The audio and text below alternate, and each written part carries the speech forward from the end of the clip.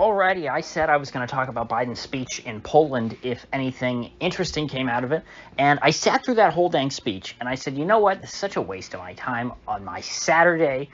This is so boring and vapid.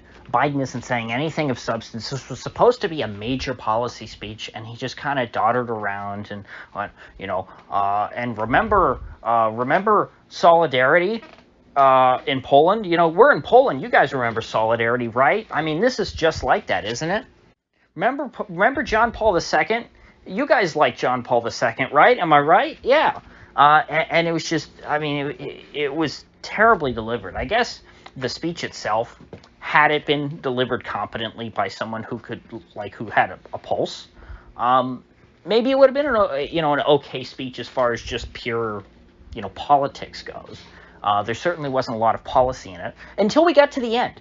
That's the only policy that I heard out of Biden's entire speech was the last line when he said, Putin cannot remain in power, or he said that guy cannot remain in power. That was pretty definitive. That was pretty authoritative. The only policy that Biden articulated in that entire speech is we need regime change in Russia. That was the speech. Jake Sullivan said this is going to be a major policy speech. He goes through this whole speech talking about John Paul II and Lech Walesa and solidarity and Madeleine Albright. And the only policy that he came close to articulating was that we need regime change in Russia. And that's pretty big news. If that's the official U.S. policy, I thought, wow, the U.S. now is openly saying that they want regime change in Russia. Sure, plenty of, regime adjacent, or I shouldn't even say that, people who are a part of the American regime but are not directly involved in government anymore, think tankers, CNN contributors, former CIA directors, all these people say, oh, we need regime change in Russia, but you never hear a sitting, U.S. official say, okay, regime change in Russia, that's our policy. And then almost as soon as Biden said that, the White House came out and started backtracking. And they said, no, that's not what Joe meant. He didn't say that we need regime change in Russia. He was just saying that, Putin shouldn't be able to boss his neighbors around. Now, I don't know about you, but I've never met someone who, hearing Biden say, that guy cannot remain in power, in this context, I don't think I've ever met somebody who would say, what he's saying is Putin shouldn't be able to boss his neighbors around. I think he's saying Putin should no longer be the president of Russia. It's very clear that that's what Biden said, and that's what he meant. Now, apparently, he wasn't supposed to say that out loud. But if the Russians needed any confirmation that the ultimate goal of the United States is to overthrow their government, this was it. Now, I don't think they needed that confirmation. I don't think that what Biden said would have shocked anyone in the Russian government, Lavrov, Putin, or any of the people around them. I guess in the I guess they call it the National Security Council, or just the Security Council in Russia. I think all of them operated under the assumption that the United States sought to overthrow their regime and replace them with a Navalny puppet regime. But for some reason, the Biden administration is afraid of saying that out loud. Now, I think it's probably smart that they don't want to say it out loud, because you have no chance of diplomacy with a government that you have a policy of overthrowing, because how could they work with you in good faith at all if you don't even respect their existence? And in this situation, obviously the West wants Putin to back down. They want to, or at least they say they want to de-escalate things. They want to de-escalate this war. They want it to come to an end. They want, some kind of peaceful resolution that, they find somewhat palatable. And telling the Russians that, it's U.S. policy to overthrow their government is not going to encourage them to compromise on much of anything. In fact, that is going to encourage them to double down and to say, you know what, no, we're going to take our stand. It's going to push them in the direction of being more desperate if they ever got backed into a tight corner, because they know, for certain at that point, if they lose, it's all over. It might even make them, more likely, perhaps, to resort to a nuclear first strike. These are basically the main reasons why you don't want to tell one side of a war which has, the potential to turn into a world war, although I don't think that's likely at this point. Ukraine is not that important of a country. In the grand scheme of things, it's not a very important country at all. It's a country that's important to Russia, and because of that, the West is obsessed with, trying to separate it from Russia and, make it the most anti-Russia state on the planet. But because it is so important to Russia, the Russians are willing to take more extreme measures in this war with Ukraine than they would in other comparable circumstances, like, let's say, Afghanistan in the 1980s. The West cannot get away with as much in Ukraine as they would be able to, in Afghanistan. In Afghanistan, eventually the Soviets gave in, and they said, you know what, this just isn't worth it to us. Why do we care about Afghanistan? It's a hellhole, whether it's flying a hammer and sickle flag or not.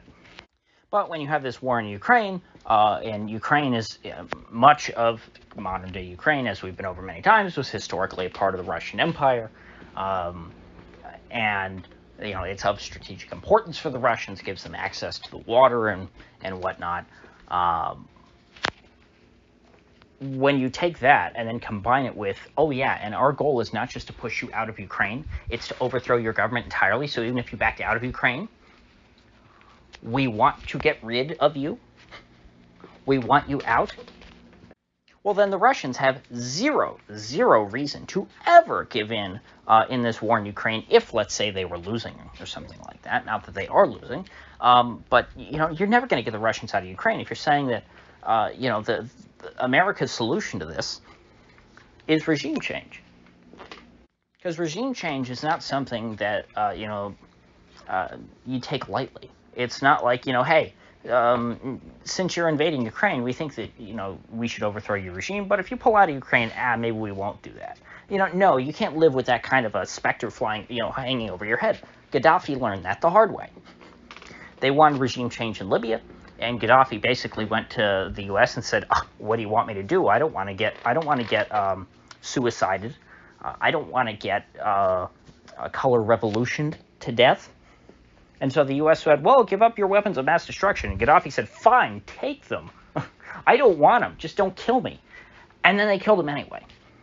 And so what you've had to learn, if you're a leader of a country that is not a Western puppet like Germany or France, and Western puppet isn't always that's not always the appropriate phrase. Obviously, the Germans and the French, it's not like they've chosen the path that they're on. They are, Western countries, so I'll put it that way. If you're not a Western country or a Western puppet like Saudi Arabia, although Saudi Arabia is looking a little shaky right now, but definitely Libya was never in the Western orbit. Libya was always a very anti-Western establishment state.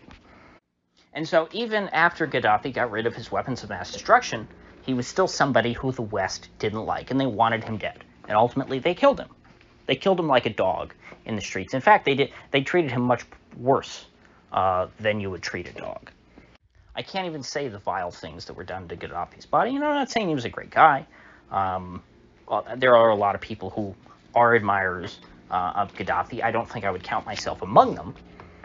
But you can't look at what was done to him at the hands of the West and, if, as a Westerner, say we're the good guys. And so, if I were in Putin's shoes, and I see this, and I say, you know what? And this is what I said at the beginning. This is why I think that, ultimately, this is the reason why Putin went in, is because he had no reason not to. The West made it clear. They want Putin gone. They hate Russia, no matter what. They already do. He's already the worst person in the world as far as they're concerned. And so, by invading Ukraine, he's not any worse to them. It's not like, oh, well, he's he's redeemable somehow if he doesn't invade Ukraine. No, they already wanted him dead. They already wanted him out. Because remember, regime change, when he's saying, oh, well, Putin cannot continue to hold power, they don't just mean Putin. It's not just about him. If Putin decided, you know what, I'm 70 years old, I want to retire, I've had a long career, and somebody else became the president of Russia, that would not be good enough. They want their guy there. They want someone who's owned by Western intelligence. That's why they obsess over this Alexei Navalny guy, even though he has, almost no support within Russia. He's, I forget. I think it was Peter Lavelle, who I guess take it for a grain of salt.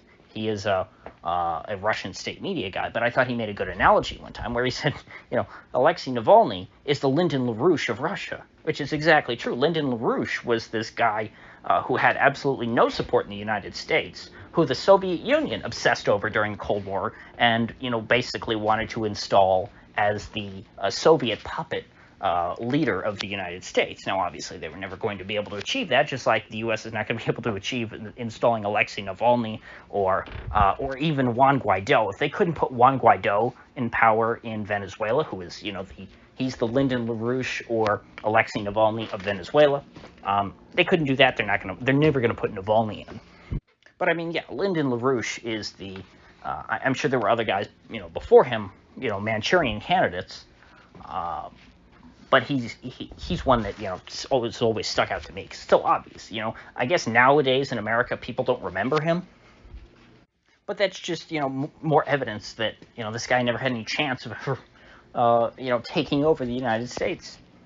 And imagine how bad things would have been if during the Cold War, the Soviets basically said, we're never going to deal with or recognize the United States and treat them like a normal country until Lyndon LaRouche is in power. I mean, it would have been absurd. Because their puppet was not going to take over this country.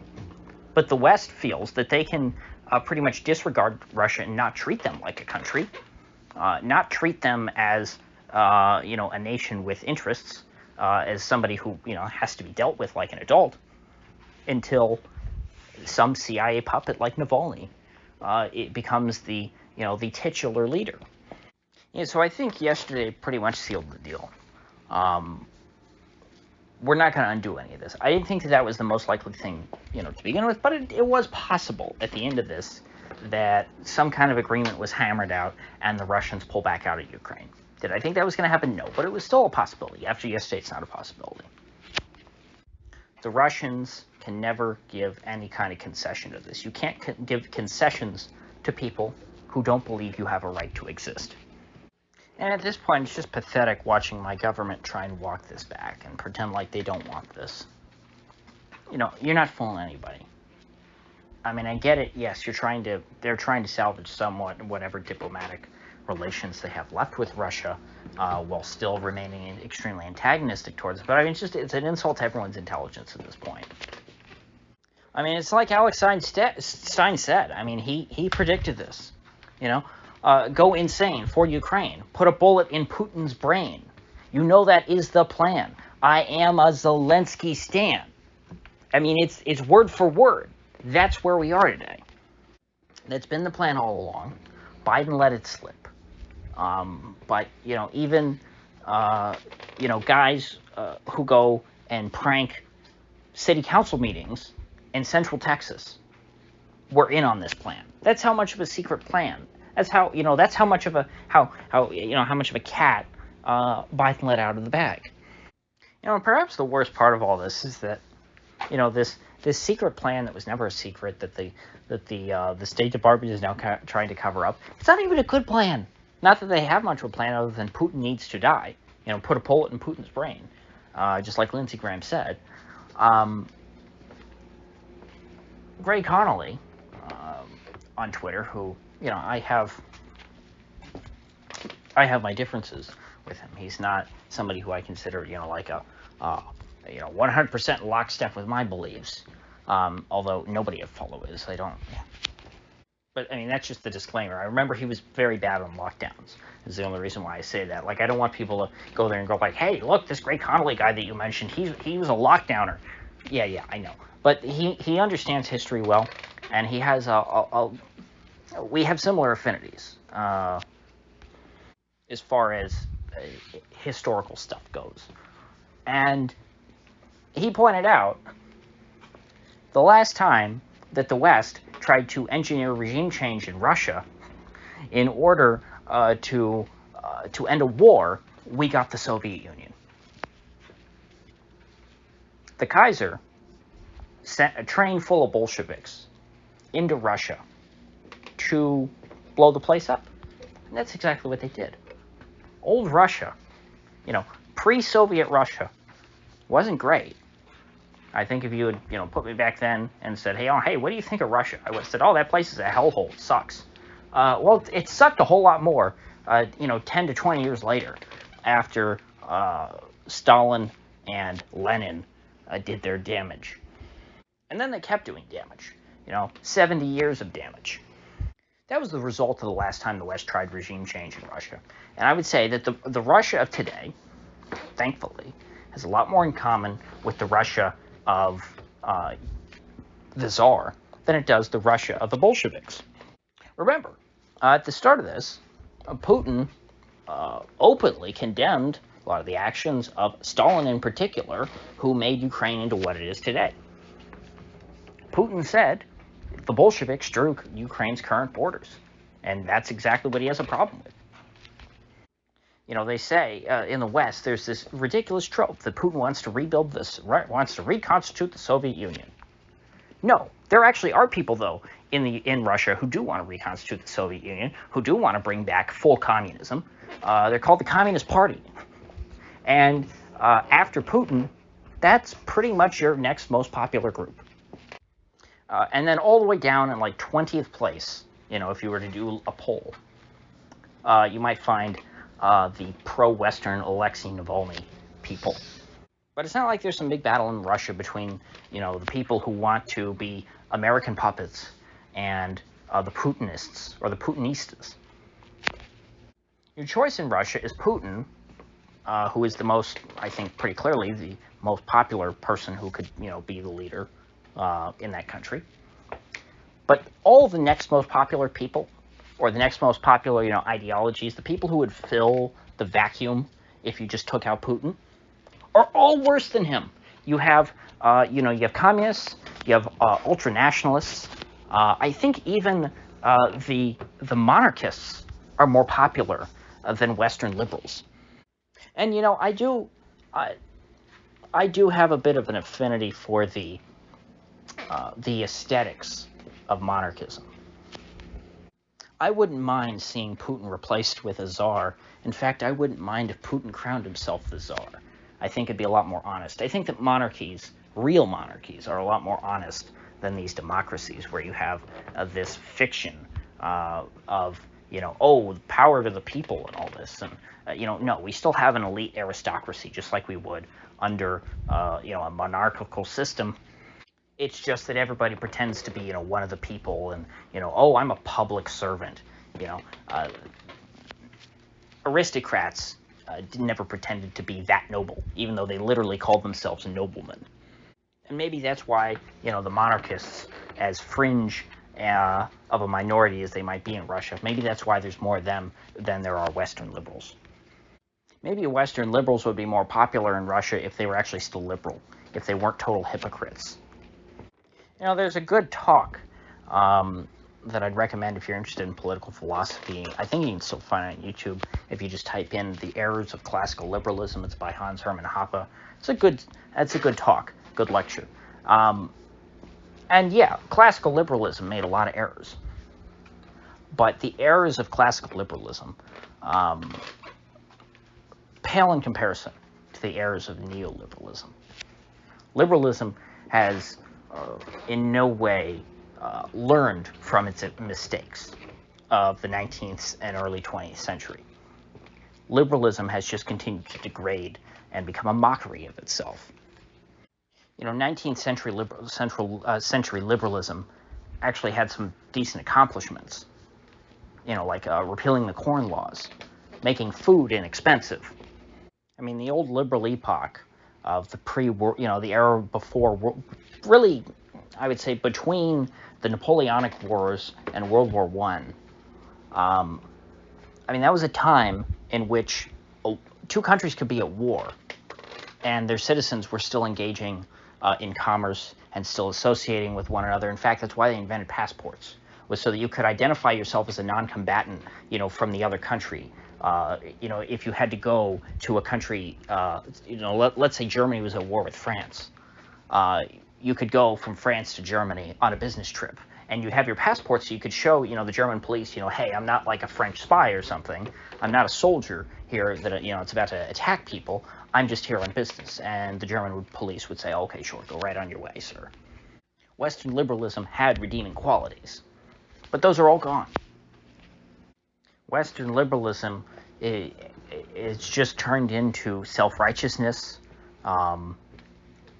It eschews diplomacy, and anyone who just doesn't get in line and do exactly as they're told, the response is regime change. And so now we have the Ukrainian defense minister, I think, warning that what they claim to be the plan of the Russians, which of course the Russians haven't said, but this is something that I would not be at all surprised by. This is kind of the base case as far as I'm concerned, is that the Russians plan on dividing Ukraine, partitioning it, and creating a North-South Korea kind of situation. I don't know why you would say North-South Korea rather than like East-West Germany, since this is an East-West thing, not a North-South thing, but maybe it's just because, Korea is currently divided. But, it didn't have to be this way. But as long as, the United States clearly is seeking regime change in Russia, if you put yourself in the shoes of Vladimir Putin, partitioning Ukraine is what makes the most sense. You can't make peace. You can't make peace with, a government like the regime in Kiev, which exists only to serve as a problem for you. You can't have peaceful relations with Ukraine as it is currently constituted, when Ukraine itself exists as an instrument in order to further the goal of regime change. Because of their historic ties, there are parts of Ukraine that are of vital national security interest to Russia. Regions where Russian people live. Long-standing business ties, these sorts of things, commercial ties. And it didn't matter for a long time, right after the breakup of the Soviet Union, if these areas happened to fly a different flag, the Ukrainian flag rather than the Russian flag, as long as that government, the Ukrainian government, was not hostile to Russia or to Russian people, or people associated with Russia who were citizens of Ukraine. But if this is, as this became enemy territory, as this became the staging ground for regime change in Moscow, the Russians really have nothing else that they can rationally do except try and grab these territories and control them themselves. Whether that's through some kind of pro-Russian Ukrainian state, or whether it's through direct annexation, doesn't really matter as long as these territories are within Russia's sphere of influence and rather than the West's. Because Russia now does not have the option of making peace with the West. If regime change is the goal, if you're not at the table, you're on the menu. And the West has made it clear. Joe Biden has made it clear. Russia no longer has a seat at the table. I think that's been clear for a very long time. Russia is going to remain cut off from the West until there is a pro-Western government in Moscow, and so therefore, anything that Russia might need that was currently, behind Western lines, Russia was going to have to take. And none of this is an endorsement. All I'm trying to do is think critically, use what people call strategic empathy to try and understand Russia's position that they're in. And so that's the net effect of Biden's speech, Biden's major foreign policy speech.